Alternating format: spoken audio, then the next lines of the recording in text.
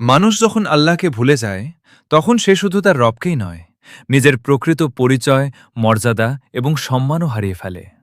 ইতিহাস বারবার আমাদের সেই শিক্ষাই দিয়েছে। একসময় বনে ইসরায়েল ছিল আল্লাহর প্রিয় ও সম্মানিত জাতি।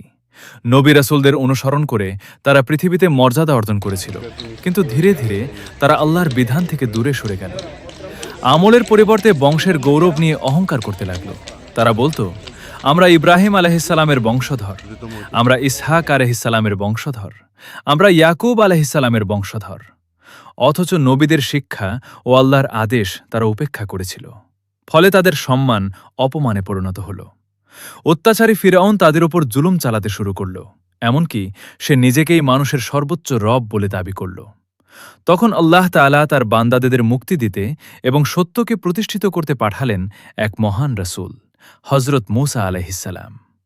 আসুন, আজকের আলোচনায় আমরা জানব কিভাবে আল্লাহকে ভুলে যাওয়ার কারণে বনে ইসরায়েল তাদের সম্মান হারিয়েছিল, কিভাবে ফিরআউনের জুলুম শুরু হয়েছিল এবং এই ঘটনা থেকে আমাদের জন্য কী শিক্ষা রয়েছে। চলুন শুরু করা যাক।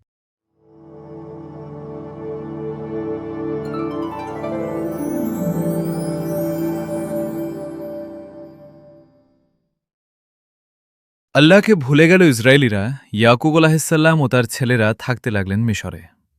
মিশরের শাসন ক্ষমতা ছিল মিশরের রাজাদের হাতে।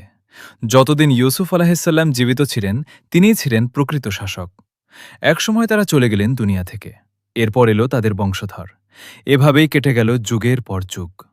যতদিন তারা আল্লাহকে মানত ততদিন সবাই তাদেরকে সম্মান করত। এরপর কি যে হল, গুনাহের কাজে মেতে উঠল। ওরা ওদের মুসলিম পরিচয় ভুলে গেল। এর বদলে শুরু করল বংশের বড়াই। ওরা নবীদের নাম নিয়ে গর্ব করত।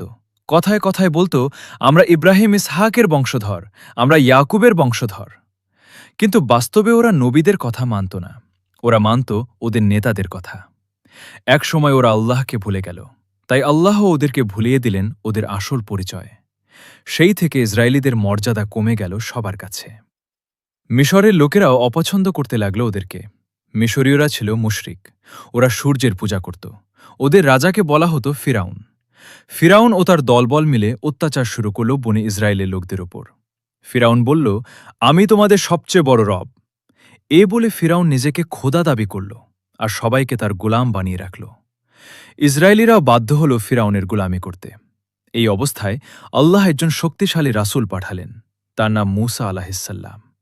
তিনি এলেন ফিরাউনকে সাবধান করতে আর ফিরাউনের অত্যাচার থেকে মিশরবাসীকে মুক্ত করতে। এটা ছিল ইউসুফ আলাইহিসসালামের মৃত্যুর কয়েকশো বছর পরের ঘটনা। এই কাহিনী তোমরা জানবে পরের বইতে। আলোচনাটি সূরা নাজিয়াত ৭৯:২৪ থেকে ২৫ নম্বর আয়াত অনুসারে সাজানো হয়েছে।